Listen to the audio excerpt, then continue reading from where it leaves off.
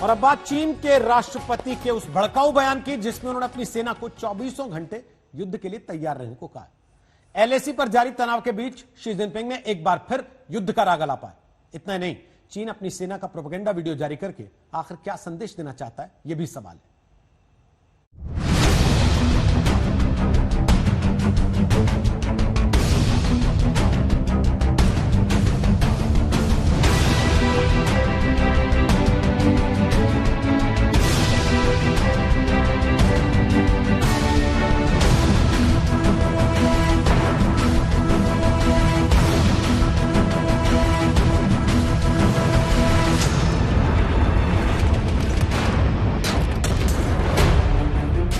हिंदुस्तान के पड़ोसी चीन का दिलो दिमाग अपनी इन सैन्य तैयारियों की तस्वीरों को देखकर गदगद हो रहा होगा, लेकिन वो ये भूल जाता है कि वीडियो गेम जैसी दिखने वाली इन तस्वीरों का असर ना तो भारत पर होगा और ना ही हिंदुस्तान के मनोबल पर। चीन के राष्ट्रपति शी जिनपिंग ने फिर से एक ऐसा बयान दिया है जिसे भारत और दूसरे पड़ोसियों के खिलाफ उकसावे की कार्रवाई माना जा रहा है। चीनी राष्ट्रपति जिनपिंग युद्ध का राग अलाप रहे हैं। दरअसल शी जिनपिंग दक्षिण चीन के ग्वांगडोंग प्रोविंस में चीनी सेना के नेवी मरीन कॉर्प्स की तैयारियों का जायजा लेने गए थे और उसी दौरान चीनी राष्ट्रपति ने अपने अफसरों और सैनिकों से युद्ध के लिए 24 घंटे तैयार रहने का आदेश जारी किया। एक साथ कई मोर्चों पर तैयार रहें और त्वरित प्रतिक्रिया दें। सभी मौसम और हर इलाके में जंग लड़ने के लिए तैयार रहें। आपको अपना दिमाग और पूरी ऊर्जा तैयारी के लिए लगाना चाहिए। मरीन सैनिकों के बहुत से अलग अलग मिशन हैं। आपकी डिमांड ज्यादा होगी। इसको देखते हुए आपको अपनी ट्रेनिंग में जंग की तैयारी पर फोकस रखना चाहिए। चीनी राष्ट्रपति ने भले ही बड़ी चालाकी से अपने बयान में न तो भारत का नाम लिया, न ही एलएसी का जिक्र किया और न ही अरुणाचल प्रदेश का नाम लिया, लेकिन इशारा साफ है कि भारत के खिलाफ ये चीन की सीधी गिदड़ भभकी है। इससे साफ तौर पर नजर आता है कि चीन का कोई भी इरादा नहीं हमारी जमीन को छोड़ने के लिए, अनलेस एंड अनटिल हम कोई बड़े उसको पॉलिटिकल कंसेशंस ना दें। चीन चाहता है कि जो इंफ्रास्ट्रक्चर हम बना रहे हैं, जैसे कि कल 44 ब्रिजेस का इनॉग्रेशन किया, हिंदुस्तान उनको रोक दे। चीन कुछ और कंसेशन चाहता है, वो नहीं चाहता कि हिंदुस्तान बड़े पैमाने पर अमेरिका के साथ कॉड में जुड़े, इसलिए वो चीन एलएसी पर पीछे नहीं हटेगा। जिस तरह से भारतीय सेना ने ऑक्यूपाई कर रखे हैं हाइट्स, हम लोग एक बहुत बड़े एडवांटेज में हैं। लेकिन अगर साथ में हम चाइनीज के जो फोर्स लेवल्स देखें तो चाइनीज के जो फोर्स लेवल्स हैं और लद्दाख में जो हमारे ट्रूप्स हैं, तो उसमें चाइना कोई बहुत ज्यादा एडवांटेज पे भी नहीं है कि वो अटैक कर पाएगा। तो चाइना पीछे हट क्यों नहीं रहा है? जब चाइना की मंशा नहीं दिख रही हटने की, तो उसका मतलब हम लोग यही निकाल सकते हैं कि चाइना इंडिया को इस जगह पर हम लोग के फोर्सेस को कुछ एंगेज करके रखा हुआ है। शी जिनपिंग के सामने पीपल्स लिबरेशन आर्मी के मरीन कॉर्प्स के जवानों की वीर गाथा सुनाई और दिखाई गई।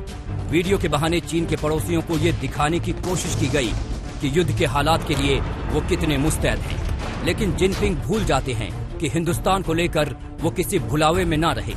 शायद जिनपिंग लद्दाख के गलवान के जख्म को भूल गए हैं। शायद जिनपिंग लद्दाख में एलएसी पर मिली बेइज्जती को नजरअंदाज कर रहे हैं। जी हाँ, जिनपिंग ये भूल गए हैं कि ये 2020 का भारत है जो शांति पसंद है, लेकिन आंख दिखाने वालों की आंख निकालने का भी जिगर रखता है। आज तक आखिर चीन गीदड़ भभकी का भोंपू बजा क्यों रहा? क्यों भारत को बार बार चीन उकसाने की साजिश कर रहा है? वजह एक नहीं कई है, क्योंकि चीन चौतरफा घिरता जा रहा है। न सिर्फ भारत बल्कि अब तो ताइवान भी चीन को आंखें दिखा रहा है।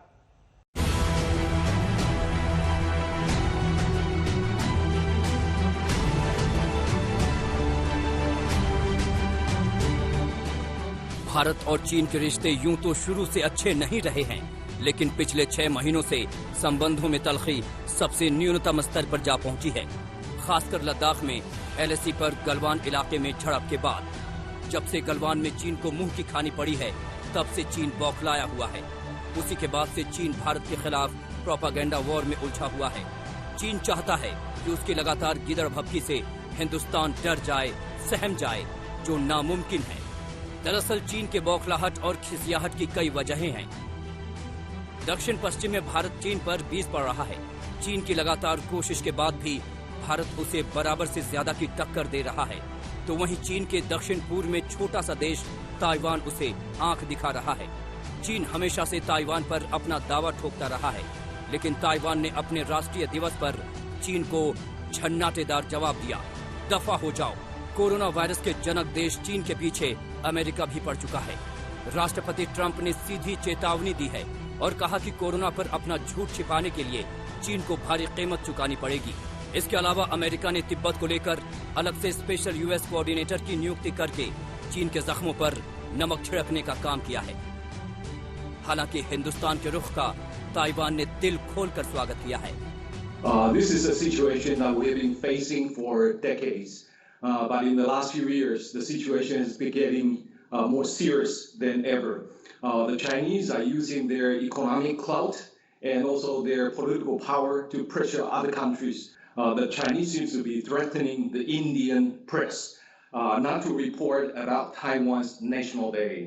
But India, to us, is just a big democracy, and we are very happy to see that the Indian press and the Indian friends disregard the Chinese pressure, and they celebrated our National Day with us. हालांकि भारत के प्रति Taiwan के इस सम्मान को देखकर चीन का गुस्सा 7वें आसमान पर जा पहुंचा होगा, लेकिन इससे ज्यादा उसके बस में अब कुछ है भी नहीं। गलवान वाली झड़प के बाद देश के प्रधानमंत्री नरेंद्र मोदी ने भी चीन को इशारों में अच्छी तरह से समझा दिया है कि अब जब जब ड्रैगन फुफकारने की कोशिश करेगा, उसकी आग तुरंत बुझा दी जाएगी। बीती शताब्दियों में विस्तारवाद ने ही मानवता का सबसे ज्यादा हित किया, मानवता को विनाश करने का प्रयास। चीन ऐसा ही प्रोपागेंडा वीडियो पहले भी कई बार जारी कर चुका है, जहां वो खुद अपनी तैयारियों की तस्वीरों को देखकर मन ही मन खुश होता रहता है। वो ये भूल जाता है असल जंग युद्ध के मैदान में लड़ी जाती है, न कि वीडियो गेम में।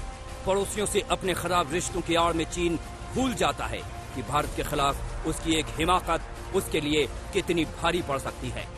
दिल्ली से गीता मोहन के साथ आज तक।